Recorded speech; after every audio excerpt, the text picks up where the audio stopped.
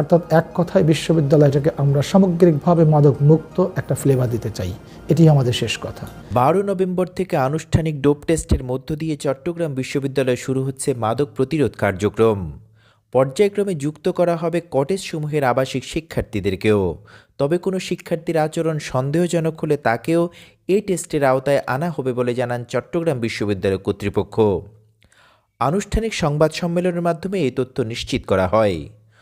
উপাচার্য professor doctor Kamal Uddin ছাড়াও এতে উপস্থিত ছিলেন বিশ্ববিদ্যালয়টির মেডিকেল সেন্টারের ভারপ্রাপ্ত প্রধান ডাক্তার মোহাম্মদ আবু তৈয়ব, শাহ আমানত হলের প্রভোস্ট অধ্যাপক ডক্টর মোহাম্মদ গোলাম কিবরিয়া। শিক্ষার সুষ্ঠু পরিবেশ ও মাদকের ভয়াল থাবায় যাতে যুব সমাজ যুক্ত হয়ে নিজেদের সুন্দর ভবিষ্যৎ নষ্ট না করে, সেজন্যই এই উদ্যোগ বলে জানান বিশ্ববিদ্যালয়টির প্রশাসনিক উপাচার্য প্রফেসর ডক্টর কামাল উদ্দিন।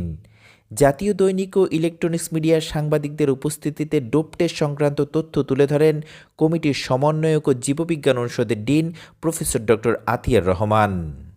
আমরা আগামী 12 তারিখ থেকে এই টেস্টটা শুরু করতে চাই। সকাল 9টায় আমাদের ছোট্ট একটা ইনগরেশন প্রোগ্রাম হবে। তারপরে আমরা 10টা থেকে 12টা পর্যন্ত প্রথম দিনের স্যাম্পল কালেক্ট করব। ডোপ টেস্ট হবে 5টা পার্টিকুলার মেট্রিক্সের উপরে।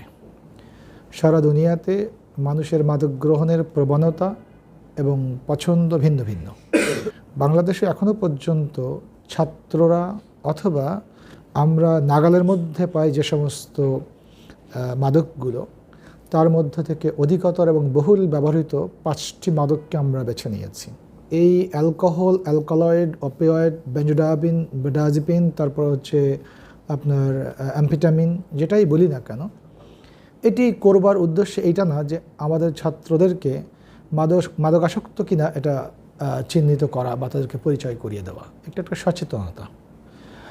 আমরা সামাজিক যে ধরনের অবক্ষয় চলেছে, সেই অবক্ষয়গুলোর মধ্যে আমাদের নিজেদের অজান্তেই কখনো কখনো আমরা এর মধ্যে পড়ে গেছি।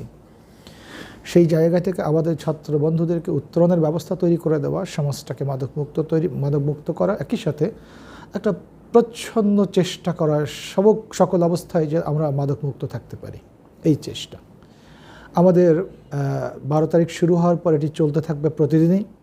আমরা এফ রহমান হলের ছাত্রদেরকে দিয়ে শুরু করব। বিশেষত আবাসিক হলের ছাত্রদেরকে দিয়েই আমরা আমাদের এই কর্মপ্রক্রিয়াটা শুরু করতে চাই এবং চাচ্ছি। আমাদের প্রবেশী মহোদয় বলেছেন যে আমরা 350 টাকা দিয়ে এটা শুরু করতে চাচ্ছি এবং এটি কিন্তু খুবই নামমাত্র মূল্যে আমরা চেষ্টা করেছি সর্বোচ্চ যে গুণগত মান, যে সমস্ত কোম্পানি এগুলো বাইরে থেকে আমদানি করে তাদের সামাজিক যে মর্যাদা, তার সোশ্যাল ভ্যালুস এবং একই সাথে প্রাইস, এই 3টা বিষয়কে বিবেচনা করে আমরা যারা সবচেয়ে ভালো কোয়ালিটির রিয়েজেন্ট সাপ্লাই দেয় তাদের মাধ্যম দিয়েই আমরা এটা নিয়ে আসার চেষ্টা করেছি। যদি আমাদের বাংলাদেশে অধিকাংশ ক্ষেত্রে লোকেরা চাইনিজ রিয়েজেন্ট দিয়ে কাজ করে, আমরা সেই জায়গা থেকেও নিজেদেরকে মুক্ত রাখার চেষ্টা করেছি। আমেরিকান যে কিটসগুলো আছে সেগুলো দিয়ে আমরা টেস্ট করব। তো এই হচ্ছে আমাদের ডোপ টেস্ট সংক্রান্ত কথা। স্টুডেন্টরা যারা ডোপ টেস্ট এফ রহমান করবে তারা 11 তারিখের মধ্যে টাকাটা জমা দেবে ব্যাংকে। আমরা প্রয়োজনীয় তথ্য রেডি করে রেখেছি। আজকে এই সাংবাদিক সম্মেলনের মধ্যে দিয়ে ছাত্ররা অবগত হবে, বিশ্ববিদ্যালয়ের স্ট্রেক্স যারা আছে তারা অবগত হবে। এরপরেও আমাদের পক্ষ থেকে যে সমস্ত ফর্মাল অ্যাপ্রোচগুলো আছে তাও আমরা অ্যাডপ্ট করবার চেষ্টা করব সর্বোচ্চভাবে, যাতে করে কেউ এই প্রক্রিয়ার মধ্যে কোথাও কোনো অন্ধকারে না থাকে। এরপরেও যদি কারো কোনো তথ্য জানবার প্রয়োজন হয়, আমরা মনে করি আমরা অলওয়েজ অ্যাভেলেবেল থাকব। আশা করছি আমাদের 12 তারিখ শুরু করার মধ্যে দিয়ে এটি যতদিন শেষ না হচ্ছে ততদিন পর্যন্ত আমরা চালিয়ে যাব। এর সাথে ধীরে ধীরে নতুন মাত্রা যুক্ত হবে। প্রথম ছাত্র হল যুক্ত হলেও পরবর্তীতে ধীরে ধীরে এর পেরিফেরিটা বাড়তে থাকবে। আমাদের স্যার বলেছেন যে পরবর্তীতে এগুলো চলে যাবে আমাদের শিক্ষক, কর্মকর্তা, কর্মচারী, ছাত্রী সবাই, অর্থাৎ এক কথায় বিশ্ববিদ্যালয়টাকে আমরা সামগ্রিকভাবে মাদক মুক্ত একটা ফ্লেভার দিতে চাই। এটি আমাদের শেষ কথা। এবং আমাদের সম্মান যা ক্ষুণ্ণ হয়েছে সেখানে আমরা আর ফিরে যেতে চাই না।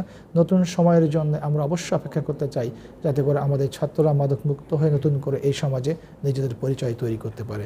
এই জায়গায় সাংবাদিকরা আমাদের সহযাত্রী হবে, বন্ধু হবে। ছাত্র বন্ধুরা যারা ভলান্টিয়ার হিসেবে কাজ করবে তারা আমাদের সাথে কাঁধে কাঁধ মিলিয়ে কাজ করবো আমরা একসাথে, এই প্রত্যাশায় সবাইকে অনেক অনেক ধন্যবাদ। যদি কোনো কথা থাকে আমরা আপনাদেরকে অবগত করবার জন্য আছি। ধন্যবাদ সবাই।